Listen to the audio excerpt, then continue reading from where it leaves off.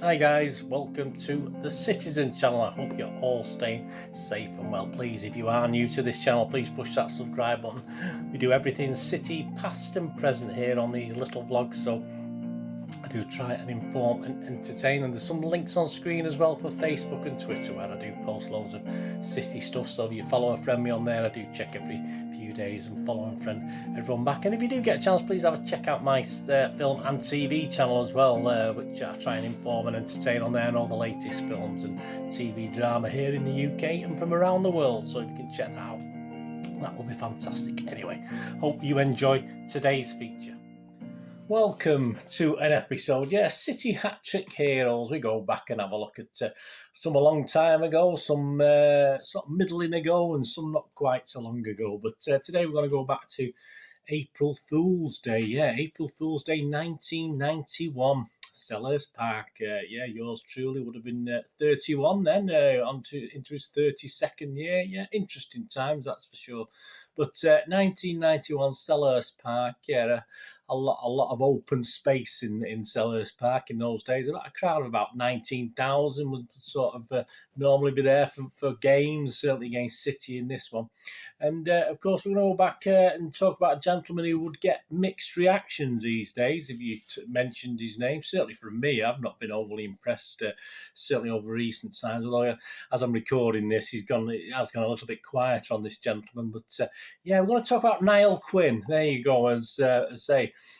As a player, I think most fans respected him, and I think he did a pretty good job for City. I like Niall Quinn as a player, although obviously, as you know, his stance on City and whether he sort of enjoyed his time there or not. I mean, he sort of any love he may have had has not been overly evident in recent times. Obviously, when he did leave City and have connections with Sunderland, etc. But he very rarely, if any time, had anything nice to say about City. But but as far as the player was concerned, he had some great performances for City. I was obviously watched him many times, and we're going to have a look at this interesting game at Selhurst Park on the 1st of April 1991, because it was his first ever senior hat-trick, of course, in senior football, his hat-trick, and of course his very first as such for Manchester City as well.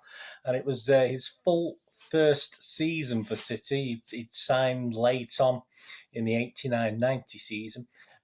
Howard Kendall was the manager then. Obviously, when this game came about, obviously Mr. Peter Reid had took over. But at the time, it was Howard Kendall who brought him from Arsenal to City, and a good acquisition, I think, as far as most City fans were concerned. He'd only missed one game all season, this 1991 season we're going to talk about today, and that was an FA Cup third round game back in January, and of course will go on to be our top goal scorer.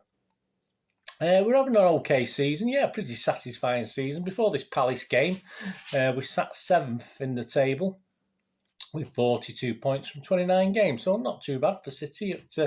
But strangely enough, it was the team we were visiting. It was Steve Coppell's Crystal Palace. There'd be more of Coppell and City to come, wouldn't there? But obviously, they were having an excellent season. Sat third on 58 points. Obviously, so a few points ahead of us. It's sort of 16 points ahead of us. They were just 4 points behind Arsenal and 5 behind Liverpool at the top of the table. So they were having an exceptional season. Quinny, of course, had become very recently, obviously talking 1990, in 1991, a Republic of Ireland hero himself, as well as at the time a City hero. He was fast becoming a City hero, of course, at the time as well. So, and I think it was in the Palace programme notes, would have been one on the screen in this Palace programme here, that they actually highlighted, quite rightly, Quinn as a big danger. They actually said in the article in that programme, the outcome of this afternoon's encounter is thought by several pundits to hinge on the confrontation between the two tallest men on the field, Quinny and Palace's Eric Young. They went on to say that when Quinn is given the right sort of service, there is no more dangerous a striker in the land, and he was to get a bit of that service today in this game. And they say, of course, despite that knowledge, it's all right having the knowledge about a player, isn't it? But he couldn't quite handle, and Mr. Eric Young himself, will be a bit more on him later, couldn't quite handle the 6'4" Irishman that day, that's for sure. Peter Gardner, writing for that Manchester Evening News, gave Quinny a 10 out of 10 player rating. A couple of other players did really well in that rating as well, as did the team. Obviously, it's not just a one-man performance. The whole team played really well. I mean, he had to have someone setting him up, didn't he? But he went on to describe the 3 goals. Obviously, City won this game 3-1 in the end. Palace got a later consolation goal, but he described the 3 goals as such. The first was on 32 minutes.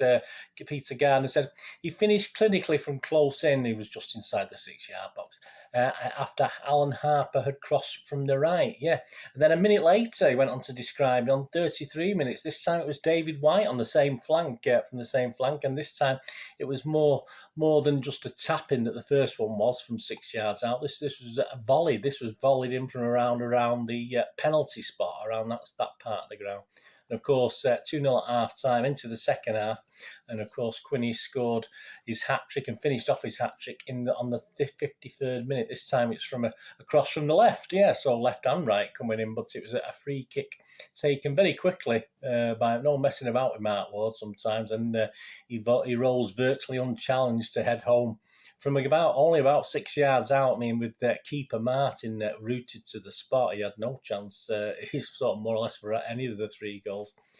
Quinny also had a goal disallowed and also hit the woodwork, so it wasn't a bad day overall.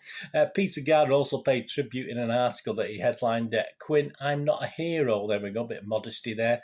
Give the team credit, say City's hat-trick hot shot. So this is just taken from the article that Peter Gardner wrote alongside his match report for the Manchester Evening News. Niall Quinn modestly body-swerved the accolades piling in following his first ever hat-trick in big-time soccer. I scored the goals this week. It might be someone else's turn next week, claimed Manchester City's amiable Irishman. Quinn's triple blast in the Selhurst Park destruction of high-flying Palace took his City's total for the season to 17. With 5 more for the Republic of Ireland, he has totaled 22 for the season, his best ever return as a professional. His superb Wembley strike embarrassed England in the European Championship qualifier last week, and Quinn returned to London to sustain the capital punishment, indenting Palace's pride as they slumped to a second successive Easter defeat. Said Quinn today, it was a nice feeling to score my first hat-trick, especially against a team riding high in the table such as Palace.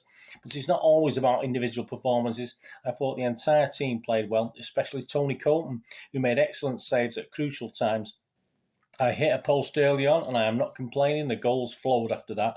We have had a bit of an up and down time recently. Yesterday was a real up, and I just hope we can maintain that sort of form to the end of the season. I've had a good week, but it's all about the team, and it doesn't really matter who scores the goals so long as you are winning. So there you go. That was taken from Peter Gardner's piece a couple of days later in the Manchester Evening News.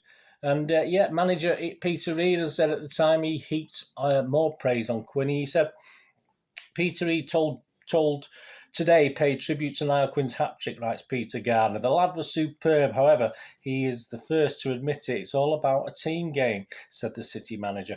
Having said that, Niall took his goals well, and he continues to get on the score sheet what is his best ever season as a top-class marksman.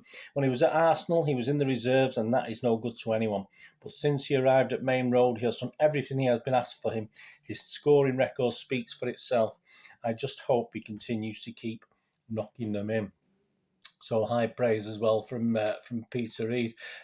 Brian, a typical, obviously as you saw there, typical modest reaction there from Quinny at the time. That's the sort of guy we knew him as, certainly off the pitch, and to say for these goal scoring antics on it, he was always a modest guy. If you've ever met him, he was always very modest in that way. I mean, Brian Scoville for the Daily Mail, he wrote about Quinny, the so-called match-up we touched upon earlier with Eric Young. He said that Young couldn't cope, he said, with Quinny, saying he must have felt that his headband had slipped over his eyes. Yeah, sort of left him for that. Kevin Mosley for the Daily Express commented, Martin, the Palace goalkeeper, was a mere spectator for all 3 goals. It was. You can actually see the goals on, if you go on YouTube, you can actually watch the goals back.